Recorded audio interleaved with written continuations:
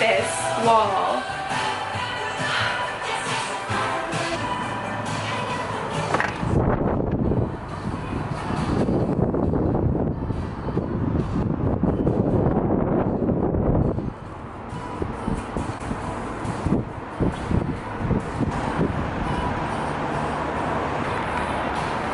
Long time no vlog. I hope you can hear me. I'm like blasting music in this apartment, and I'm also holding my tripod over a 7-story building. I'm not the smartest person, but whatever. So yeah, this view though,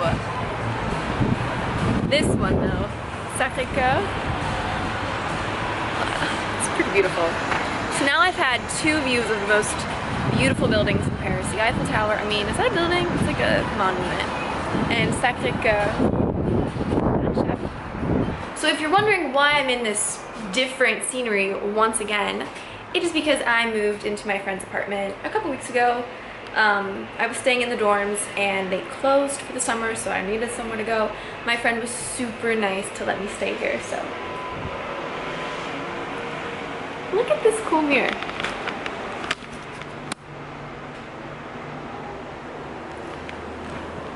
I don't think I'm gonna do an apartment tour because it's not my apartment and I don't feel comfortable doing so.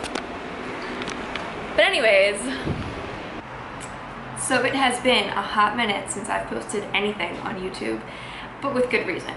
My goal with this whole YouTube video thing, YouTube channel thing, was to document my time in Paris and like all the fun things I'm doing. But actually the past month has been super crazy, super hectic. And it's because I've had a social life. One of my really good friends moved back to Paris, so we've been going out like every weekend, like shopping, eating, going out to bars and whatnot. We've been meeting a ton of people, and it's been a lot. And also today is the last week of my internship, so super busy with that, super busy studying for my GRE, just like too much. And I really haven't done anything on my own to like take my camera out and do anything. Excuses, I know. But I finally had a good reason to make a video, even if it's not a vlog, day in the life sort of thing. So a couple days ago, I received an email from this girl named Noelle. Hi Noelle, if you're watching this, thank you so much for your email. And she had asked a couple questions about studying abroad, having an internship abroad, specifically in Paris, but just like how it all goes down and more so financially. That's a great topic, I think, because so many kids study abroad and have internships abroad, and you just think to yourself, how do you do it? Like, how do you afford it? And to be honest, I was in that position just a couple months ago and things worked out, but I had a game plan. I knew kind of what I was gonna do and things kind of fell into place. But so my idea was kind of just to share with you guys what I've done to financially support myself the year that I studied abroad here and also this summer, because it's not easy and it's not cheap. So I hope this helps you guys. Also, just to preface this, like I'm sure it's going to be in the title too, but this applies for both study abroad and internships. I mean, it's kind of any living abroad situation where you're going to need to fund it and you're kind of like in a twist. This is for you. So don't think it's strictly like I'm not studying abroad, I don't have an internship, like what am I going to do? These are really just general tips that maybe you haven't thought of, so here they are. I don't know if this one's pretty obvious to you guys or not, but start with your university. Apply for all the scholarships, all the funding that you can think of. Ones you can't think of, I mean, go to your advisors, go to your professors. I said this in my last video about finding your internship. The same applies for scholarships. At my university, we have this thing called enrichment funding, which is pretty much like scholarships and grants. And my school specifically has a category for summer internships because they really encourage students to take these opportunities, and they understand that it's not always easy to fund, especially in America when, like, I don't know how many are and aren't funded, but you know, a lot of internships aren't paid. So I'm sure your school has something like that. If not, it is worth a shot to ask. Aside from just your university in general, if you go to a really big school, check your college. So for example, I was the College of Liberal Arts. So then go to your department itself. So for example, I was the French department and I didn't even know we had funding. I found out a month ago that Like the head of the department found out I had an internship here. She thought it was really interesting, and she gave me a grant for a couple $100s. So do you see what I mean? Like, there is money out there that I didn't even know about that someone wanted to give me. So you have to ask for it and look for it, and if it's important to you, you will find funding for it. It's not going to be easy, but it's totally possible. Also, if you're studying abroad with like an American study abroad program, which is what I did, a lot of the time they will have scholarships from their own programs. So I mean, pretty much all you do is like write a paragraph, write a paper, write an essay, whatever, and you might get one. I know I didn't get one from my study abroad program, but they do have them, and they will give them to a couple students, so keep that in mind too. This one is kind of obvious, but I don't think a lot of students take this in mind, but be smart and plan ahead. People ask how I lived abroad for a year, how I'm here for the summer in one of the most expensive cities in the world. I saved my money. Every summer I would work 40 some hours a week. I had a part-time job during the school year, which I know is not possible for everyone, but if there's something you want to do and it requires money, you'll do it. So before study abroad, I saved up several thousands of dollars because I just didn't know how much I was going to need. This time around, this internship was totally unexpected. It was very last minute.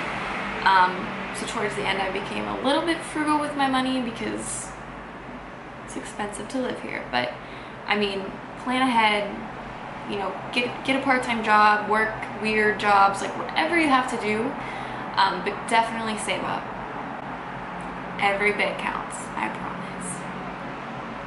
Another thing you can do once you're here, wherever you are with your internship or your study abroad program, if you have a visa that is, well, I guess if you have a visa, you're going to be able to work.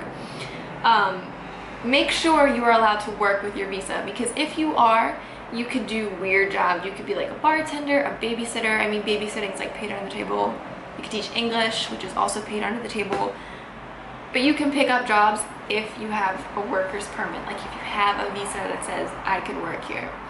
I currently don't have one, nor do I want a job, but it's an option, especially bartending. Also, if your internship is not paid, see if the university you're working for or the company you're working for is willing to pay for your airfare. Airfare, I mean, can be anywhere from like $500 to $2,000, but it doesn't hurt to ask. I mean, if they're not paying you at all, maybe they'll give you like a stipend or something, or pay for your airfare, but it's worth asking. Alright, now let's talk about flights and like where you're gonna stay. When you're booking a flight, book a round trip ticket. I did not do this the first time because I literally did not know when I was coming home. But the second time I did it, it was so much cheaper. Like, not cheaper, but it was way less expensive. My very first trip to Paris, I paid $1,200. Then I came home from Italy and paid $1,700. I was coming from the very south of Italy, but still, I mean, no. The second time around, I paid $1,200 for a round trip. So, $1,200 for a one-way or $1,200 for a round trip. So obviously your internship or your study abroad is going to have an end date. And I mean, if you kind of know that you're not going to be traveling afterwards, or you just want to save money, definitely book a round trip ticket. It will save you several hundreds of dollars. I promise you that. Also, living here. So, what I did is, if you're working for a university, you can do what I did and stay, or ask to stay in the dorms. The dorms are going to cost you half the price of 1 month's rent. Think about that. I was looking into apartments, and the cheapest I could find was literally like a closet for 700 euros a month. No. So I stayed in the dorms at the university I'm working at, and it cost me 315 euros a month. Literally half the price. And I'm not high maintenance. I kind of care about saving my money as opposed to living the life. But it's worth it. I mean, if you're going to be working and going out and doing things, you're only home to like eat and sleep. so it doesn't really matter. And also living in a dorm, you get to meet so many people. So I actually lived in 2 separate dorm buildings because I had to move, and all the kids I met were Erasmus students, so they were studying abroad, and I met kids from like all over the world. But the point is ask. Also, if your internship is in the summer, like mine is, you definitely have a way better chance of getting a dorm room, because a lot of the students aren't here. They're home, they're on vacation, whatever. They're not studying, so the dorm rooms are totally open, so just ask. However, if dorm rooms are not an option, but you're still only here for, say, the summer or a couple months, check out Airbnb. I don't think I need to explain what Airbnb is, because I think everyone knows what it is. If not, go Google it. So the great thing about Airbnb is that you are living in an apartment without a contract. As an American, and just like as a foreigner in general, but specifically an American because we don't have a European passport, it is really hard to get an apartment here. I mean, I know we're not looking to rent like for a long period of time or buy, but even for a couple months, but finding availability for the right dates, if you don't want to live with a roommate, it's really difficult. So check out Airbnb. It's definitely a great option. I actually have several friends doing that right now for their internship. One is staying, I think, for like 4 months, and the other one is staying for 6 months. So somehow they found Airbnbs that would let them do that for that long of time, and saving them a decent amount of money, I'd say. Also, it's just easier. It's way easier than getting an apartment. And this last tip really doesn't have much to do with like traveling or living, but it has everything to do with saving money. And this tip is learn to cook. I know what you're saying, like, why? What does cooking have to do with anything? It has everything to do with everything. In really big cities such as Paris and New York, and I mean just like any big city, everyone is on the move. No one has time to cook. It's so much easier to just go to the store and buy a frozen pizza, or, you know, have lunch out with your friends on the weekend. And all of that is fine to do, but if you are looking to save money and make the most out of your money, learn to cook. I probably could make a whole video on what I eat here to not only save money, but also eat things I really like and that are super simple to cook. So if you didn't learn how to cook in college, this would be a good time to do so. And it doesn't have to be anything extravagant. I mean, a lot of the time I cook rice and veggies or like pasta, really simple things, but learning how to cook and cooking your own meals will save you money. Every time you go out to eat, that adds up. And I mean, just think about one meal could be a week's worth of groceries. I'm thinking that as I just ate Chinese yesterday. But you know, it's nice to do every once in a while. So there you have it, guys. My tips and tricks are not anything super crazy or spectacular, but they're just things I've done over the past 2 years to just save money, spend money wisely, and just how I've afforded to study abroad and this internship.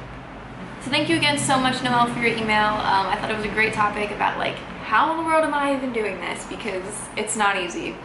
I think I'm gonna keep rolling with this whole study abroad, internship abroad theme, because I think there's a lot of questions that are not easily answered, and unless you've done it and unless someone has really explained to you the process, you're kind of clueless. Like, you're kind of like a deer in headlights. Like, what do I do? Like, how does one do this? And I've done it twice, so I feel like I have a lot to share. And there's a lot I want to share because I've learned a lot by doing this on my own. Also, Noelle had found my email in one of my previous videos, so I'm just going to link it down below in the description box in case you guys have any questions about study abroad, finding an internship, funding, living here. And it doesn't have to be just Paris or just France. It could be anywhere in the world. You could be from anywhere in the world. It doesn't matter, but I'd love to help you guys. So drop me a message if you have any questions. See you in the next one.